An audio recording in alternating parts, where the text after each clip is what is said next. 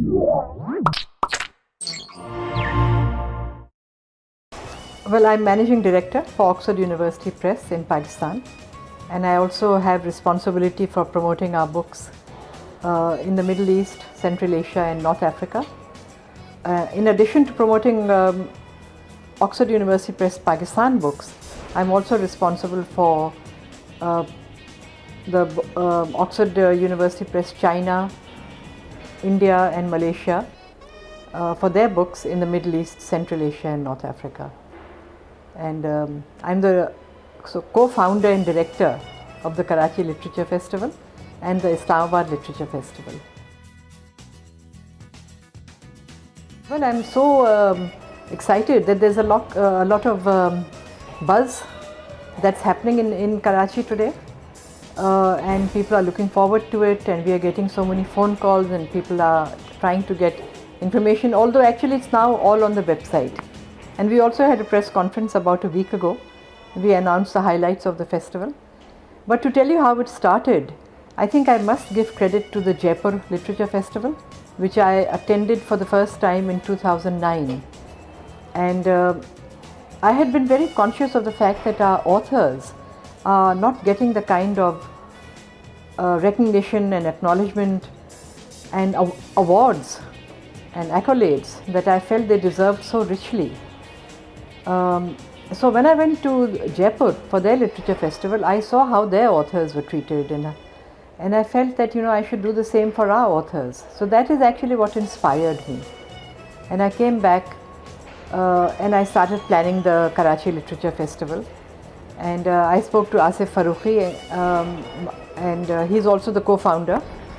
And he was very excited about it, very supportive, and we were somehow on the same page. And we got a lot of encouragement and assistance, substantive assistance from the British Council when we mentioned it to them. So we had our first Karachi Literature Festival in 2010, just a year later. And we were quite nervous, and but somehow, 5,000 people turned up, which is a large number for something that's happening for the first time.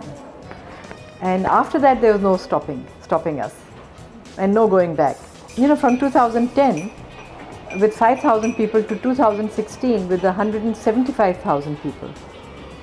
It was brilliant.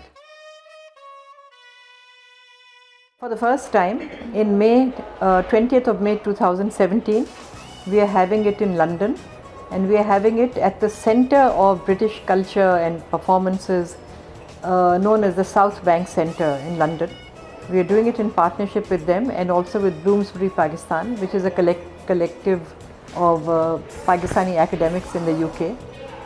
So this will be a one-day festival held on the 20th of May. And again, the idea is to celebrate Pakistan's 70th year of independence, and to discuss and debate and have a full day of sessions and discussions and questions and answers and some performances. So it's going to be quite an exciting day in London in May.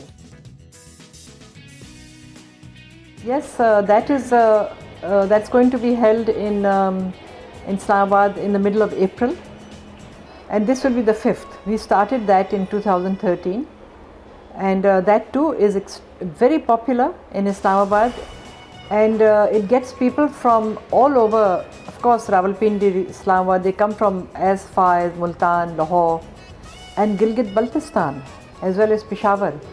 And I remember it was very moving when somebody told me that he had come to attend the Islamabad Literature Festival from Gilgit, and he said, I've spent over 20 hours on a bus just to attend it. So that was really, for me, that was the biggest reward.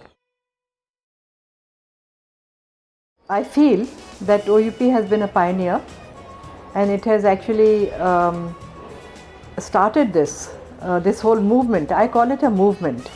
It's a movement for literature, for reading, for expression, for discussion, and it was actually the first such festival that we held, but now they are being held all over the country.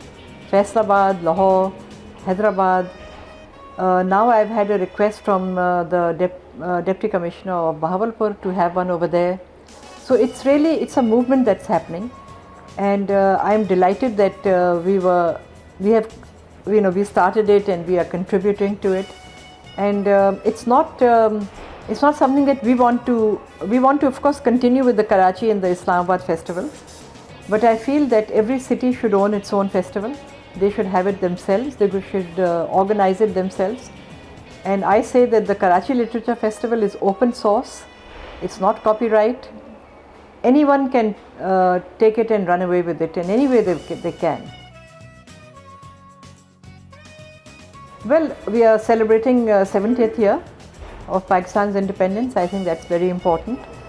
And I think this year we've got some very interesting speakers and panelists who will be discussing partition, its aftermath, every aspect of Pakistan in its its struggles, its achievements, the challenges, and I think this year what I am really pleased about is that we are getting a poet from the Maldives.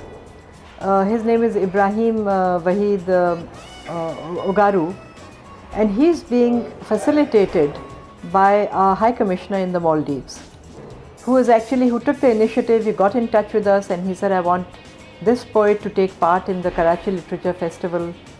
And here, this is, I feel, such a wonderful example of public diplomacy. He's actually using the festival to promote relations between Pakistan and Maldives. So I hope that others also do this. I hope our embassies in other countries do something similar. Just as many embassies in Pakistan are getting their authors from their countries. The Indian High Commissioner has arranged a sponsorship of 4 authors from India. And I think this is something that we need to take forward and something that we need to appreciate, because this kind of public diplomacy is going to not only improve Pakistan's image abroad, but I think it will open channels of friendship between Pakistan and other countries. Well, we've got a session on education in Pakistan, in which some very big names are taking part. I mean, people like Abbas Rashid, Bela Raza Jamil will be speaking in it. We have a session on history, on how history can be taught effectively. I think something different that's happening this year is that we published a book by Dr. Ishtiaq Ahmed on partition. It was called Punjab, Bloodied, Cleansed and Divided.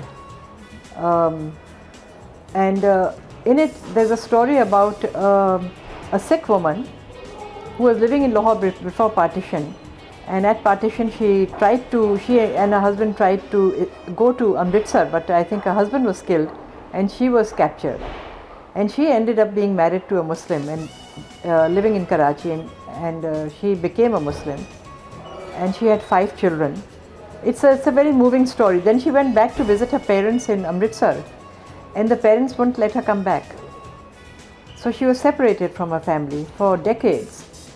And she finally found them again, and she's now living in Karachi with her family, with 5 children, whom she left when she was forced to leave when they were little. She's coming to the festival and she'll be speaking. So I think, we have these very painful and very moving stories that are going to be discussed at the Karachi Literature Festival. Well, I'm just looking forward to meeting everybody there, and I would like to invite everyone. This is an open event, it's a public event, its entry is free, and we want people to come and meet authors, to talk to them, buy their books, get them signed, and I would like our authors to become our rock stars, to be treated like celebrities and rock stars, which is what they deserve. Pakistan Zindabad.